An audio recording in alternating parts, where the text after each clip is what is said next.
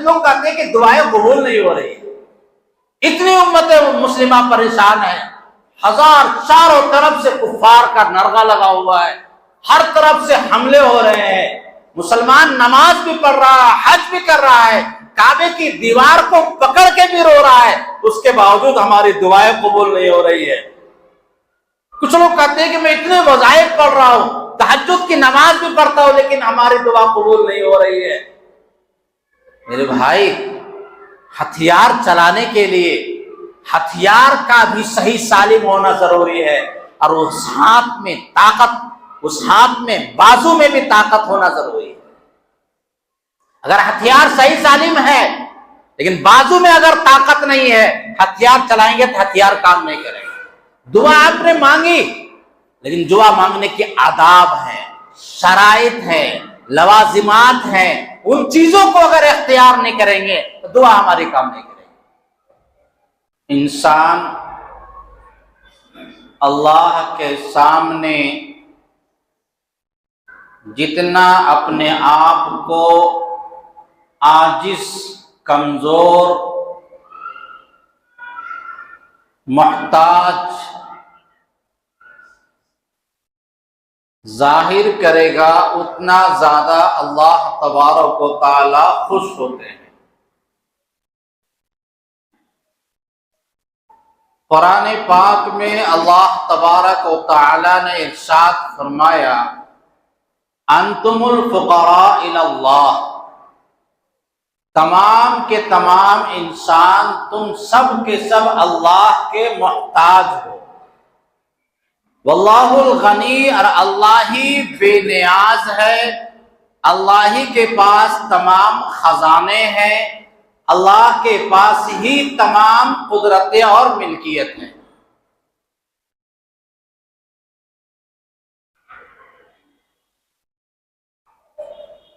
دنیا کے مالداروں اور اللہ میں اتنا بڑا فرق ہے کہ انسان تصور نہیں کر سکتا۔ اگر ہم کسی سے مانگتے ہیں تو ایک مرتبہ مانگیں گے خوشی سے دے دے گا، دوسری مرتبہ مانگنے جائیں گے تو چہرے پر شکن لے آئے گا، تیسری مرتبہ اگر مانگنے جائیں گے تو ہو سکتا ہے کہ سخت کلامی سے بات کرے، اور چوتھی مرتبہ مانگنے جائیں گے تو ہو سکتا ہے کہ تعلق ہی خراب کر دے۔ اللہ تبارک و تعالی ہی واحد ذات ہے جس کا در ہمیشہ کھلا رہتا ہے، اور وہ اعلان کرتا ہے کہ تم مجھ سے جب چاہے مانگو، میں تمہاری دعا کو قبول کروں گا۔ جتنی مرتبہ مانگو گے اتنی مرتبہ دعا کو قبول کروں گا۔ اگر نہیں مانگو گے تو جہنم میں داخل کر دوں گا۔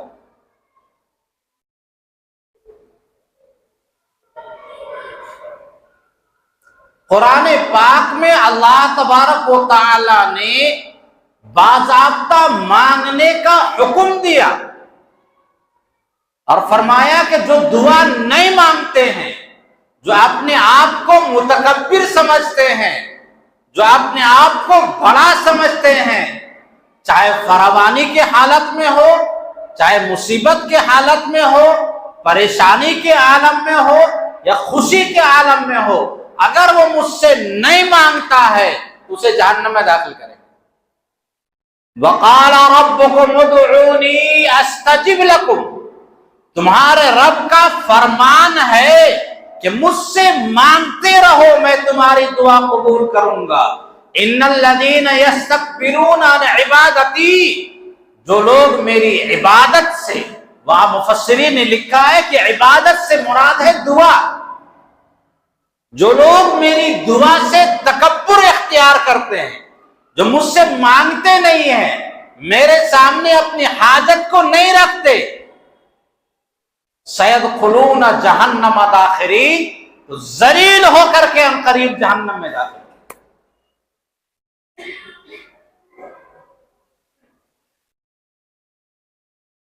صرف مصیبت کے وقت میں مانگنے کا نہیں ہے، اللہ نے خوشی کے ایام دیے ہیں، اس وقت بھی اسی طرح مانگنا ہے جس طرح سے غم کے حالات میں ہم مانگتے ہیں۔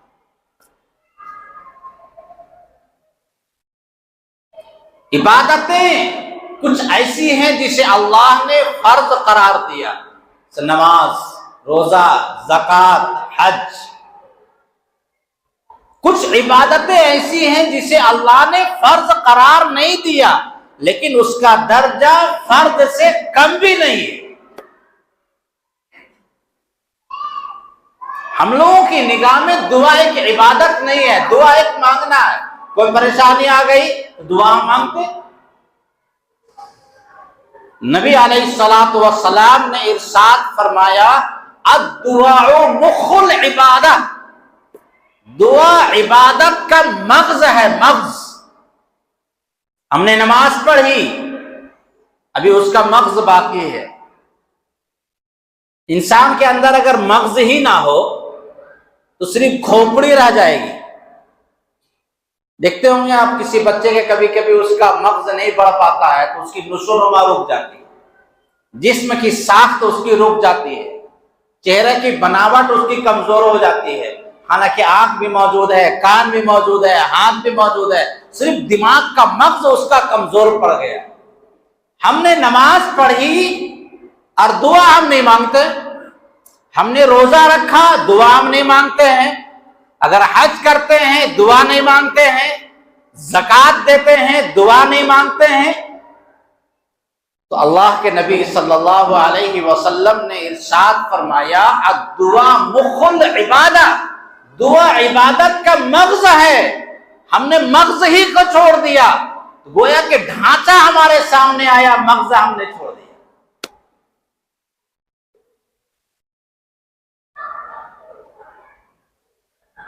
دعا ایک عبادت ہے اور عبادت کا مغز ہے۔ جب تک کہ دعاؤں کو اپنی زندگی میں اختیار نہیں کریں گے ہم کامیاب نہیں ہو سکتے۔ بدر کے موقع پر صف لگی ہوئی ہے، صحابہ تیار ہیں، ادھر سے کفار لگے ہوئے ہیں، نبی علیہ الصلوۃ والسلام خیمے میں چلے گئے اور اتنا گڑ گڑا کے نبی علیہ الصلوۃ والسلام دعا فرما رہے ہیں، اے اللہ اگر یہ چھوٹی سی قوم ہار گئی تو قیامت تک تیرا نام لینے والا کوئی باقی نہیں رہے گا۔ اتنا گڑ گڑا کے نبی علیہ الصلوۃ والسلام اتنا رو رو کے دعا فرما رہے تھے کہ ابوبکر صدیق رضی اللہ تعالیٰ عنہ نے فرمایا یا رسول اللہ بس کیجئے، اللہ ضرور ہماری مدد فرمائے گا، آپ اپنے آپ کو اتنا مشقت میں نہ ڈالیے۔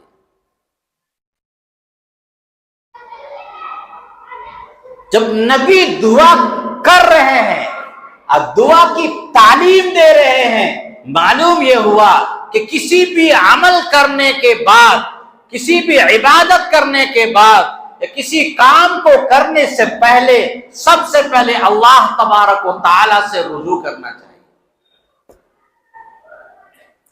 کسی بادشاہ کے دربار میں انسان جاتا ہے تو پہلے عرضی داخل کرتا ہے کہ آپ سے ہم ملنا چاہتے ہیں، درخواست دیتا ہے۔ عرضی کے بغیر نہیں جا سکتے، درخواست دینا پڑتا ہے۔ ڈی سی کے پاس آپ جائیں گے تو آپ کو درخواست دینا پڑے گا، ٹائم لینا پڑے گا، بغیر ٹائم کے آپ نہیں جا سکتے۔ ایس پی کے پاس آپ نہیں جا سکتے۔ اللہ تبارک و تعالیٰ نے فرمایا کہ تمہاری کوئی بھی ضرورت ہو تو سب سے پہلے 2 رکعت نماز پڑھو، اچھی طرح سے وضو کرو، 2 رکعت نماز پڑھو اور مجھ سے مانگو، حاجت کو مانگو، گڑ گڑا کے مانگو، اس کے بعد کام پہ نکلو، اللہ وہ ضرور بھی ضرور وہ کام پوری کرے گا۔ ہمارے ذہن میں کہ نہیں میرے پاس پیسہ موجود ہے، ہم جائیں گے وہ کام ہو ہی جائے گا، اور کام نہیں ہوتا۔ برابر لوگ آتے ہیں کہ میرے پاس سب کو موجود ہے لیکن ہر کام میں رکاوٹ ہو رہی ہے، کوئی باندھ تو نہیں دیا، کسی نے باندھا اوندھا نہیں، ہم خود بندھے ہوئے ہیں، ہم نے اپنا تعلق اپنے رب سے کمزور کر ڈالا ہے۔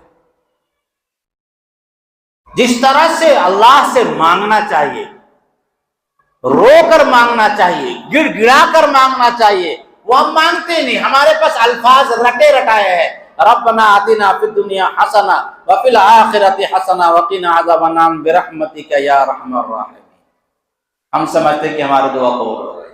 اللہ تمام زبانوں کو سمجھتا ہے، اسی نے تمام زبانیں پیدا فرمائی، اسی نے تمام کائنات کو پیدا فرمایا، چاہے سریانی ہو، عبرانی ہو، تورانی ہو. آپ کو جو زبان میں اپنی ضرورت ہے، جس طرح انسان سے ضرورت کو مانگتا ہے، گڑ گڑا کے مانگتا ہے کہ مجھے پیسے کی ضرورت ہے آپ دے دیجیے، اتنا بھی اللہ کے سامنے ہم اس طرح کے الفاظ نہیں کہتے ہیں. ہم صرف یوں ہاتھ اٹھائے، اس کے بعد رٹے رٹائے الفاظ پہ ہم نے آمین کہہ دیا اور ہم سمجھ گئے کہ اللہ تعالیٰ. آج لوگ کہتے ہیں کہ دعائیں قبول نہیں ہو رہی. اتنی امت مسلمہ پریشان ہے، ہزار چاروں طرف سے کفار کا نرغہ لگا ہوا ہے، ہر طرف سے حملے ہو رہے ہیں.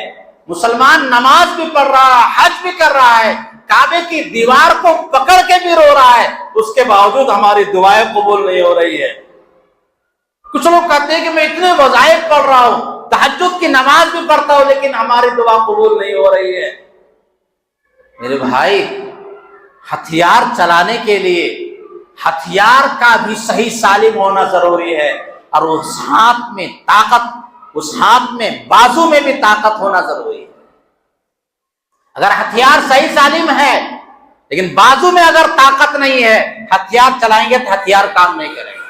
دعا آپ نے مانگی، لیکن دعا مانگنے کے آداب ہیں، شرائط ہیں، لوازمات ہیں.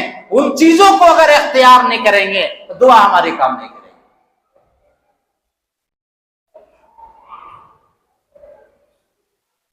دعا کے شرائط میں اولین شرط، سب سے پہلی جو شرط ہے دعا کی قبولیت کی، مال حرام سے اجتناب، مال حرام سے بچنا. پوری زندگی حرام مال کھائے، صفحے اول میں آ کر کے ہم اللہ سے گڑ گڑا کے مانگ رہے، دعا قبول نہیں ہو سکتی جب تک کہ اس مال حرام سے مکمل طور پہ سچے دل سے توبہ نہیں کریں گے. اور جتنا مال حرام ہے لیا ہے اتنا صدقہ نہیں کر دیں گے، تب تک کہ اللہ تبارک و تعالی ہماری دعا کو قبول نہیں کر سکتا. ریٹائر ہو گئے، بینک میں پیسہ ہم نے جمع کر دیا، ہر مہینہ انٹریسٹ جو مل رہا اس کو کھا رہے ہیں، اور بچت کو ہم رکھ دیے ہیں، حج کرنے بھی چلے گئے. حاجی صاحب دعا کی درخواست ہے، کہاں اللہ دعا قبول فرمائے گا؟ مال حرام کھا کھا کر کے اگر ہم دعا کریں گے اللہ ہرگز ان دعاؤں کو قبول نہیں کرے گا. ان اللہ طیب لا يقبل الا طیبا. اللہ تعالیٰ پاکیزہ ہے، پاکیزہ کو قبول کرتا ہے، اللہ خبیث کو قبول نہیں کرتا، اللہ خباثت کو قبول نہیں کرتا.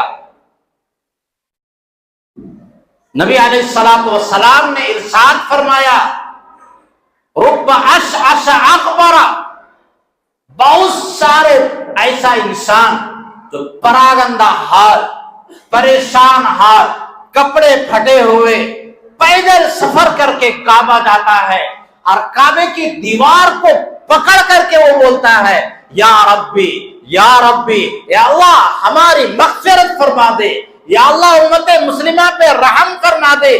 حالانکہ پیدل سفر کر کے گیا، اتنی مشقتوں کے ساتھ گیا، بال بکھرے ہوئے ہیں، کپڑے پھٹے ہوئے ہیں، کعبے کی دیوار ہے، دنیا کا سب سے اعلیٰ مقام میں جا کر کے کعبے کی دیوار کو پکڑ کے وہ کہتا ہے، یا ربی یا ربی یا ربی، اے رب اے رب رحم فرما رحم فرما.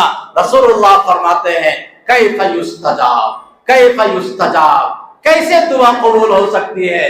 چاہے تم حج میں گئے ہو، کعبہ متبرک کی دیوار کو پکڑ کے تم رو رہے ہو، کیف یستجاب وثیابہ حرام وثوبہ حرام وَأَكْلُهُ حرام وَثَوْبُهُ حرام وَمَأْكَلُهُ حرام وَمَشْرَبُهُ حرام. اس کا کھانا بھی حرام، اس کا پینا بھی حرام، اس کا کپڑا بھی حرام. فَكَيْفَ يُسْتَجَابُ، اس کی دعا کیسے قبول ہو سکتی ہے؟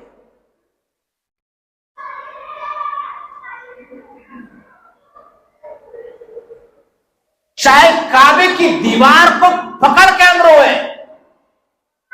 लेकिन रसूलुल्लाह का इरशाद गिरामी है सल्लल्लाहु अलैहि वसल्लम। अच्छा अजीब बात है, मोहब्बत का दावा तो करते हैं, जब नबी सल्लल्लाहु अलैहि वसल्लम का नाम आए तो जरूर से बोलना चाहिए सल्लल्लाहु अलैहि वसल्लम। सब खामोश रहते हैं। हुजूर ने फरमाया सबसे बड़ा बखील वो इंसान है जिसके सामने मेरा नाम लिया जाए, उन पर दुरूद ना।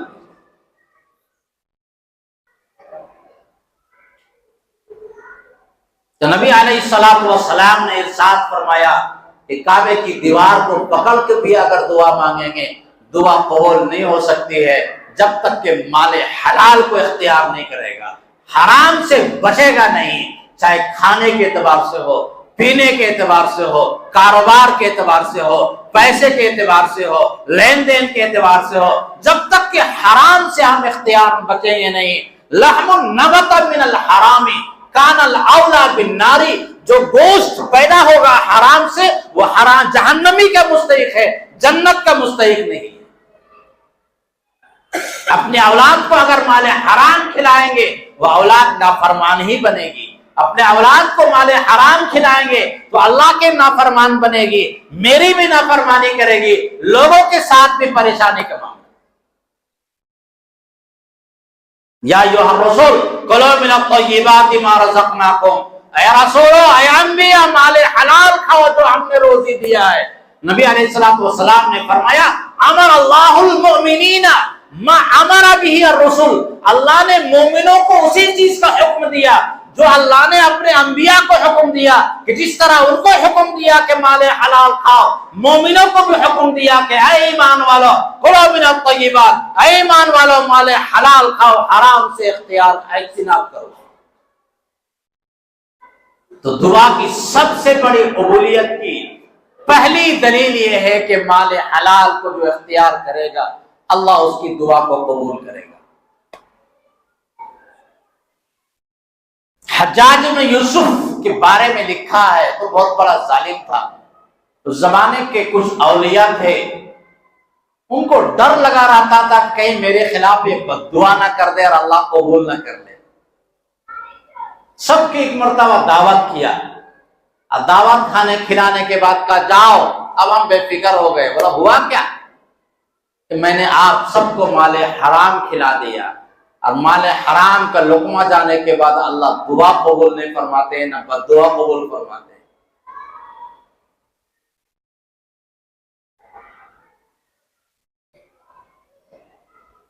लेकिन हमारी सूरत हाल ये है, बस माल आना चाहिए,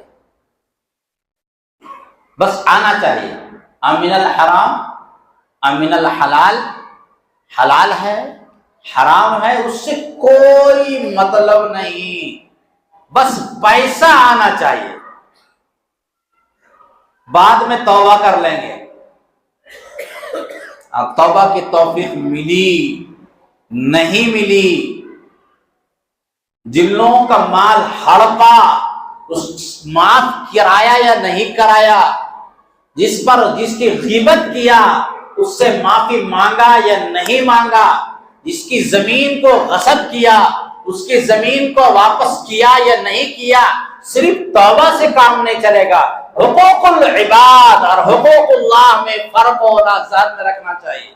हुकूकुल्लाह, अल्लाह के हवाले से हुकूक में कमी बेशी आ जाए, आप माफ तौबा करेंगे, सच्चे दिल से करेंगे, यकीन से करेंगे, अल्लाह जरूर भी जरूर माफ कर देगा। लेकिन अगर बंदों का हक है, किसी का पैसा है, जमीन है, मकान है, तो जब तक के बंदा माफ नहीं करेगा तब तक के अल्लाह माफ नहीं करेंगे। ये बिल्कुल ज़हन में रहना चाहिए। ये ज़हन में रख लेना कि तौबा कर लेंगे अल्लाह माफ कर देगा, हरगिज़ नहीं माफ हो सकता। अल्लाह ने साफ ऐलान कर दिया, यग़फ़िरु लिमन यशा व युअज़्ज़िबु मन यशा। अपना जो मेरा मामला है, मैं जिसे चाहूंगा माफ कर दूंगा, जिसे चाहेगा जाऊंगा आजाद दूंगा, जिसके दुआ कबूल करना चाहूंगा कबूल करूंगा। लेकिन बंदों का जब तक मामला है, जब तक कि बंदा माफ नहीं करेगा तब तक कि हम माफ नहीं करेंगे। जान में आ रहा कुछ? سب اسی چکر میں ہیں کہ تہجد میں کھڑے ہو کر کے معافی مانگ لیں گے.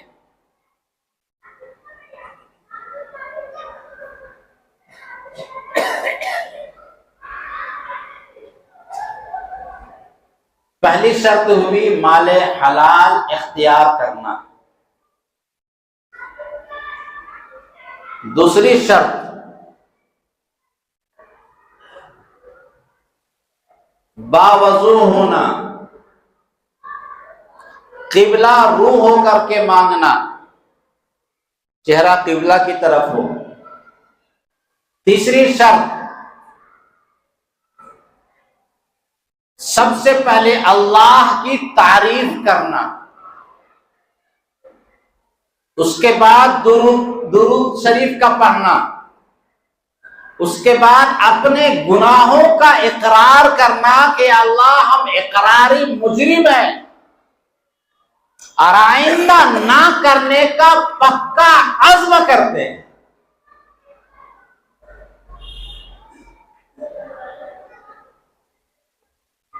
اقراری مجرم ہے. کسی دربار میں جا کے انسان اقرار کر لیتا ہے کہ ہاں مجھ سے غلطی ہوئی ہے، آپ چاہے تو معاف فرما دیں. تو سب سے پہلی چیز ہے اللہ کی تعریف کرنا، الحمدللہ رب العالمین. اس کے بعد درود پاک کا پڑھنا. عام طور پہ ہمارے یہاں مزاج بنا ہوا ہے، چلو بھائی درود شریف پڑھ لیتے ہیں، درود شریف کے بعد شروع کرتے ہیں. نہیں، دعا کے آداب میں نبی علیہ السلام بیٹھے ہوئے تھے، ایک دیہاتی آئے، نماز پڑھی، نماز پڑھنے کے بعد درود پاک انہوں نے پڑھی اور دعا مانگی. حضور نے فرمایا دعا قبول نہیں ہوگی. دوسرے صحابی آئے، نماز پڑھی، نماز پڑھنے کے بعد دعا انہوں نے مانگی. سب سے پہلے اللہ کی تعریف کیا، پھر درود پاک پڑھی، اس کے بعد اپنے حاجت کو مانگا. حضور نے فرمایا سل توتا، مانگ تیری دعا کو قبول کیا جائے گا. نماز میں آپ ترتیب دیکھیں، پہلے اللہ کی تعریف ہے، ثنا ہے، التحیات اللہ کی تعریف ہے، اس کے بعد درود پاک ہے. پہلے اللہ کی تعریف کریں گے. جنازے کے دعا میں دیکھیں گے پہلے ثنا ہے، اس کے بعد درود پاک ہے. یہ اللہ کی پہلے تعریف ہوگی، اس کے بعد درود پاک پڑھی جائے گی. حضرت عمر فاروق رضی اللہ تعالیٰ عنہ کا اور نقل فرمایا امام ترمذی رحمۃ اللہ علیہ نے کہ جو دعا درود شریف کے بغیر مانگی جاتی ہے وہ دعا لٹکی رہتی ہے، وہ دعا قبول نہیں ہوتی ہے. شروع اور آخر یعنی حمد کے بعد درود پاک اور آخر میں بھی درود پاک، پھر اللہ کی تعریف، اس طرح سے جو دعا مانگی جاتی ہے اللہ اس دعا کو ضرور بھی ضرور قبول کرتے ہیں. اور اس کے بعد یقین سے مانگنا. 2 منٹ ٹائم لوں گا. یقین سے مانگنا، اس طرح مانگنا یا اللہ تو چاہے تو معاف کر دے، تو چاہے تو دیکھ لے، تو چاہے تو اتنا پیسہ دے دے. نہیں، یہ اللہ کے پاس الفاظ اس طرح نہیں کہا جائے گا. یا اللہ ہماری مغفرت فرما، اور اسے یقین ہو کہ اللہ ضرور بھی ضرور ہماری مغفرت فرما دے. یا اللہ ہمیں اتنے پیسے کی ضرورت ہے، یا اللہ ہماری ضرورت کو پوری فرما، ہمیں شفا عطا فرما. واسألوا اللہ وانتم موقنون، اللہ سے مانگو اس حال میں کہ تمہیں یقین ہو کہ اللہ ضرور بھی ضرور ہماری دعا کو قبول کرے گا. اور ساتھ میں ہم تو یہاں ہیں، ہمارا دل مدینے میں ہے، یہ نہیں ہونا چاہیے. ان اللہ لا يقبل من قلب غافل لاہن، اللہ تعالیٰ اس دل کی دعا کو قبول ہی نہیں کرتا ہے جو کہیں اور لگا ہوا ہے، یہاں دعا مانگ رہا ہے. برحمتک یا ارحم الراحمین، دکان کھولنا ہے، دماغ میں دکان لگی ہوئی ہے اور یہاں برحمتک یا رب العالمین کیا من قلب غافل، اللہ ایسی دعا کو قبول نہیں کرتا. اور شرط ہے ادعوا ربکم تضرعا وخفیہ، اپنے رب سے مانگو گڑ گڑا کر کے. اللہ قرآن پاک میں سکھا رہا ہے جس طرح ایک بچہ اپنی ماں سے 5 روپیہ مانگتا ہے، ماں بولتے وقت لیکن چمٹ جاتا ہے، نہ 5 روپیہ ٹوفی لیں گے، 5 روپیہ، اتنا گڑ گڑاتا ہے بچہ کہ ماں مجبور ہو جاتی ہے اسے پیسہ دینے پر. اس سے زیادہ ہمیں گڑ گڑا کر کے رب کے پاس ہمیں مانگنا ہوگا. ادعوا ربکم تضرعا وخفیہ، اور مانگو تنہائی میں مانگو، تنہائی میں مانگو، کوئی دیکھنے سننے والا نہ ہو، کوئی ریاکاری کا شبہ نہ ہو، تم ہو تمہارا رب ہو، ناز و نیاز کی باتیں ہو، اور انسان گڑ گڑا کر کے بچوں کی طرح بلک بلک کے اللہ کے سامنے مانگے، اللہ اس دعا کو ضرور بھی ضرور قبول فرماتے ہیں۔ آخری بات، دعا قبول ہوگی تین طرح سے، یا تو اللہ وہی چیز ہمیں عطا فرما دے گا جو ہم نے مانگا ہے، یا اللہ اس کے بدلے میں کوئی مصیبت اللہ ہمارے آنے والی تھی اس مصیبت کو دور کر دیتا ہے، یا اللہ اس دعا کے بدلے میں آخرت میں کوئی ہمارا آخرت میں ذخیرہ بنا دے گا۔ دعا تو ہر حال میں قبول ہوگی، لیکن تین چیزیں ہیں، یا تو اللہ وہی چیز ہمیں دے دے گا جو ہم نے مانگا ہے، یا اس سے بہتر چیز دے گا، کوئی مصیبت ٹال دے گا، اور اگر دنیا میں اس کے آثار ظاہر نہ ہوئے تو آخرت میں اللہ تعالیٰ اس کے بدلے میں ہمیں ضرور بھی ضرور عطا فرمائے گا۔ اور حدیث پاک کے الفاظ ہیں، دعا مانگنے میں عاجزی اختیار مت کرو، مطلب تم عاجز مت ہو جاؤ، اتنا دن سے ہم دعا مانگ رہے ہیں اللہ ہماری دعا کو قبول نہیں کر رہا ہے۔ ایوب علیہ السلام کے حالات کو پڑھیے، نبی ہونے کے باوجود بعض روایتوں میں 18 سال، بعض روایتوں میں 40 سال تک پریشانی میں رہے، اس کے بعد اللہ تعالیٰ نے دعا قبول فرمائی۔ حضرت یحییٰ، حضرت زکریا علیہ السلام نبی تھے، 99 سال کی عمر میں اللہ نے ان کی دعا قبول فرمائی، ان کو اولاد عطا فرمایا۔ حضرت ابراہیم علیہ السلام کو اللہ نے بڑھاپے میں جا کر کے اللہ نے ان کی دعا قبول فرمائی، لیکن وہ تو مانگتے رہے کہ اللہ ربنا حب لنا من ازواجنا وذریاتنا، ربنا حب لنا من لدنک ذریۃ طیبہ، اے اللہ ہمیں نیک صالح اولاد عطا فرما۔ بڑھاپے میں جا کر کے اللہ نے دعا قبول فرمائی، اور ہم چاہتے ہیں کہ آج ہی ہم ابھی بولے اور یہاں کر کے ممبر میں 5 لاکھ روپیہ پڑا رہ جائے۔ دعا اللہ مجبور نہیں ہے، اللہ با اختیار ہے، جب چاہے گا ہمیں وہ چیز دے گا۔ ہمارا کام ہے دعا کرنا، دعا ایک عبادت ہے، مسلمانوں کو چاہیے اپنی زندگی میں دعا کے شرائط کے ساتھ لازم کر لیں۔ کب دعائیں قبول ہوتی ہیں، کس وقت زیادہ قبول ہوتی ہے، انشاءاللہ آئندہ ہفتہ بتایا جائے گا۔ اس کی جگہ متعین ہے، ان کے اوقات متعین ہے، ان کے شرائط کچھ اور بھی ہیں، ان شرطوں کے مطابق اگر آپ کام کریں گے اللہ ضرور بھی ضرور ہماری دعا قبول فرمائے گا۔ اللہ ہم سب کو صحیح دعا کرنے کی توفیق عطا فرمائے۔ وآخر دعوانا ان الحمد للہ رب العالمین۔